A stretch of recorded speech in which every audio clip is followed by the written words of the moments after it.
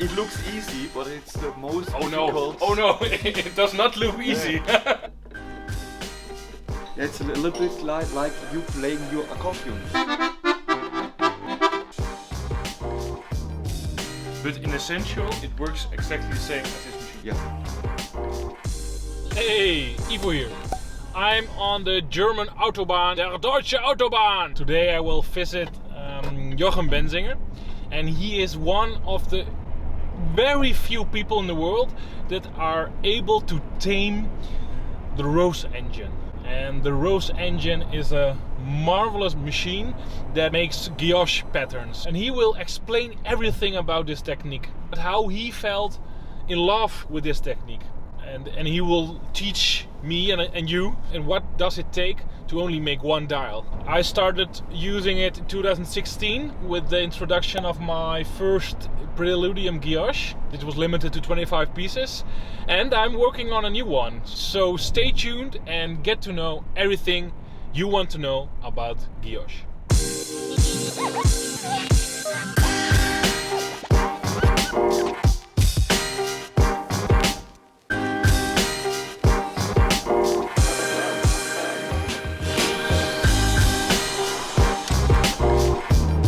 So we arrived at the atelier of Jochen Benzinger. Here it is. Let's hope he's there. So here we go. Hi, I'm Jochen Benzinger.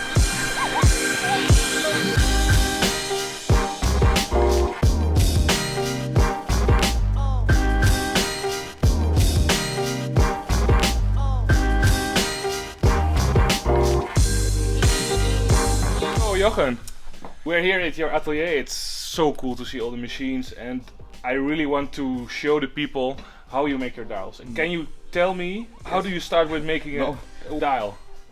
Normally we start with a hand drawing, with a sketch. On your dial it's different, yeah, because you give me the Yes.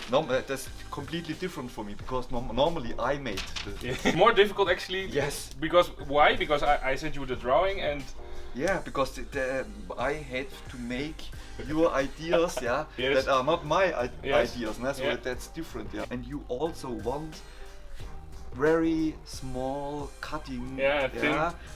small spaces for the dots, yeah. This is not a machine. Yeah. This is a tool, Yeah. yeah. And so if you want 0.2 cutting lines, that's normally not. But you can do it, right?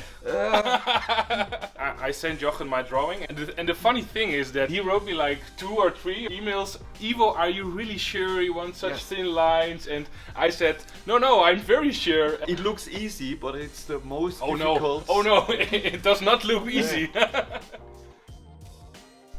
So okay. We have the blank silver with the first print, which I need for my circling, for the positions. So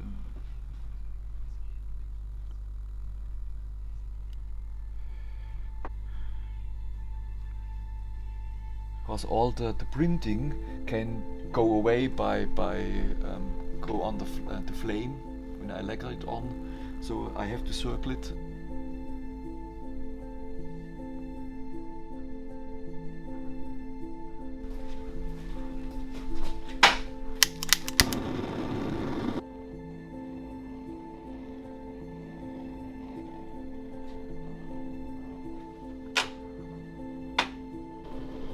Start again.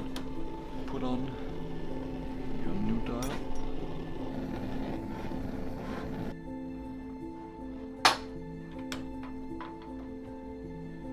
Feel it's warm, Yeah. but it's hard again. I see it. Yeah. So it's fixed. So the first thing you do, you make with the geometric compass diameters on the dial, Yes. and then you lacquer it. I lacquer it on, and then. And then what's the next But step? the next step is I have to put on the 2 axes. Okay. So Because the X and the IX. Yes. Yes? Because I need this X to adjust in the machine, Yes. that I can cut your plate where Yeah. your stout logo is Yeah. printed on. that Exactly is- in the that- middle. That is Yeah. exactly on the Yeah. X. Yeah. The two holes of the subdials. No? Yeah. So it's.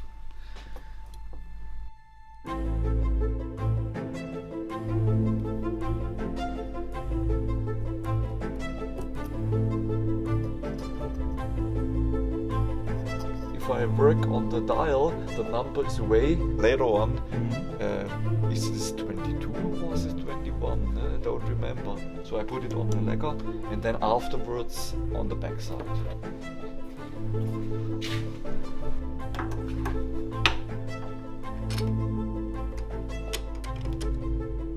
So Jochen, what machine is this? What does the machine do? Yes, this is called a straight line machine.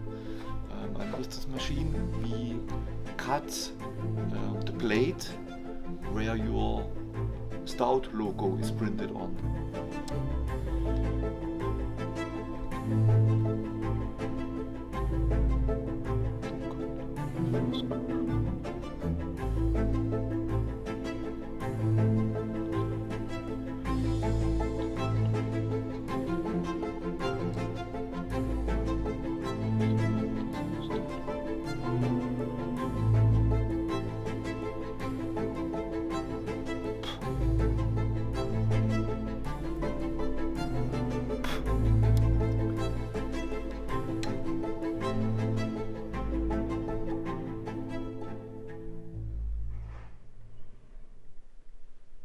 So now all the straight lines are on the dial, so all the lines that are horizontal are vertical. And Jochen, what is the next step? So the next step is we put it out from the straight line machine and go back all the way to the Rose engine.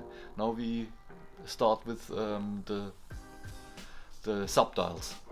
So Jochen, this is the machine you use to make all the stout dials, right? Yes. Can you explain me, because it looks really complicated. Is it? Is it the machine or is it, what is it? Can you tell me how it works? It's a big tool, and you see these different rosettes. This completely stock can move sidewise, and we have different rosettes.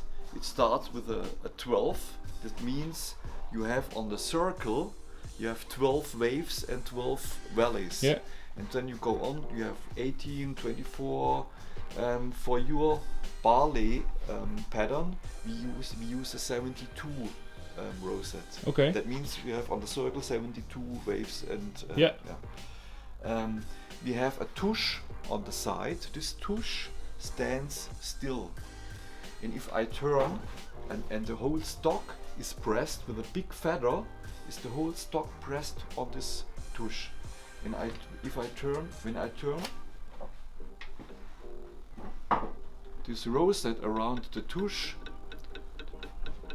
the profile of this rosette is doing the moving. Mm-hmm. Yeah, so it's a little bit different to other machines where the tool is doing the moving. On this machine, the piece is doing the moving, and you have a cutting tool who stands still, and you move the part on the cutting tool and cut out the line. Yeah, so it is the dial itself Yeah, that who moves, and the yeah. cutting tool is standing still. Still, yes.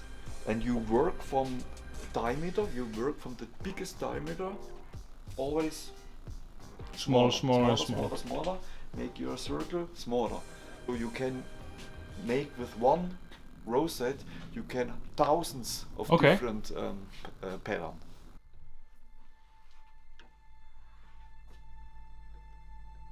I fell in love with this machine since I started my profession. This was in 1978.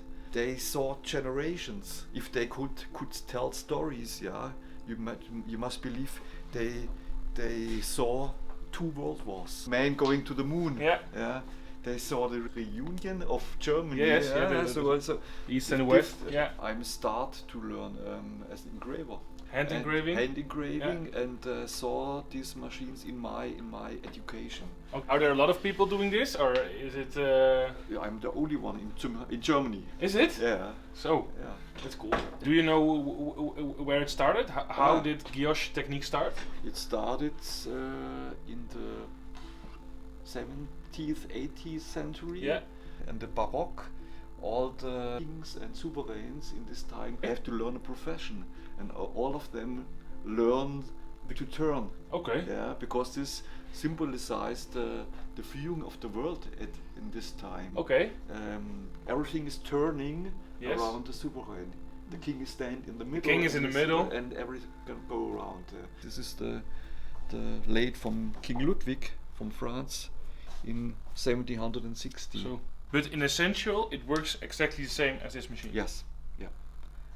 Wow. Now we know how and why and when this technique started. We use the technique for our Preludium guilloche. Let's see how we make our dials. Okay.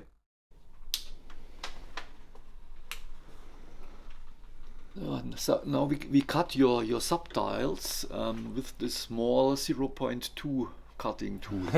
Possible The impossible 0.2. And now I have to cut it very deep because later on I have to start and stop the ballet on this small line.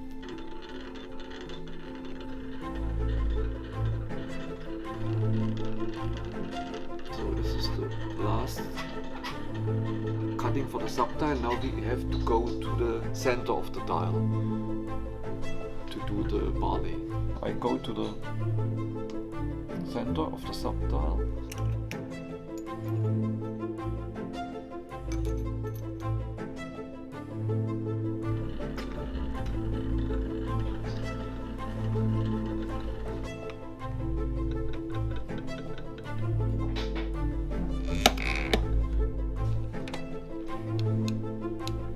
Yeah, every dial is different, yeah.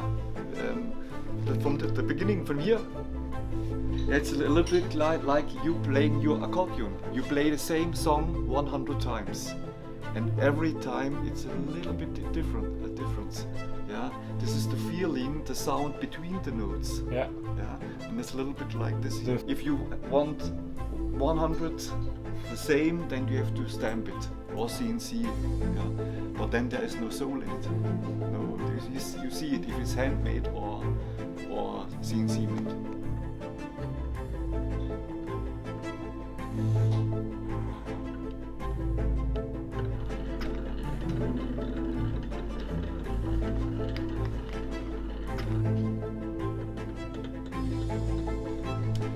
You give the pressure for the deepness. You feel with your Daumen up.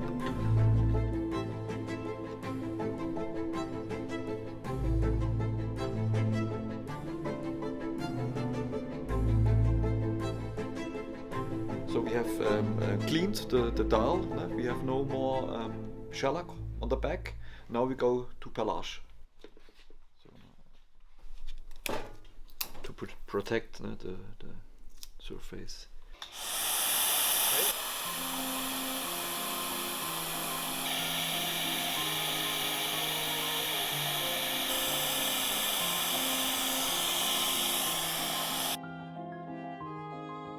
So what are you going to do now? Now we engrave the back with my sign, with the sterling silver sign and the number of the dial.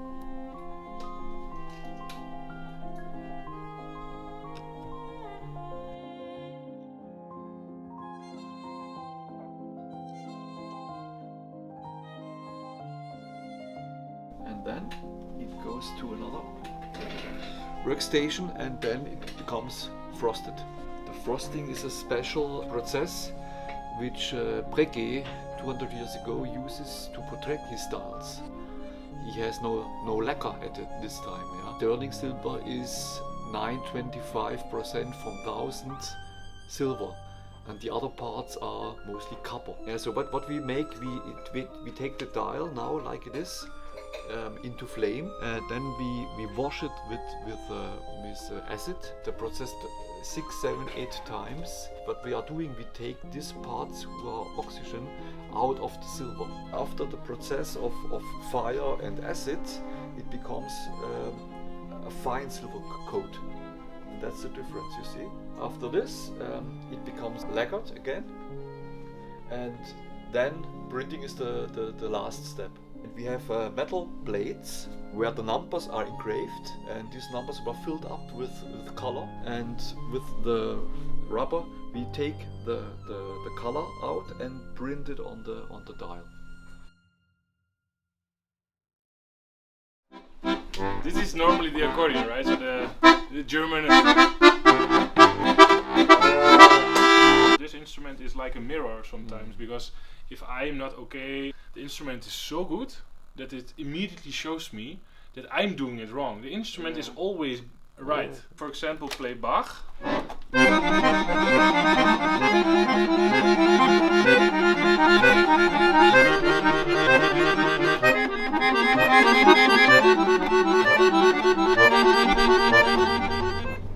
What a day! Such a pleasure to see Jochem Benzinger at work and get to know more about this marvelous guillotine technique. I'm amazed. I knew it was an impressive technique, but I never, were this close on the manufacture process. No, I need to put some gas. So I hope you learned a lot. Let me know if you have any questions, and not to forget, stay tuned to my Instagram page while we are about to introduce the new Guillaume chronograph with the dial you have seen crafted by Jochem Benzinger today. Thanks for watching, see you next time, ciao!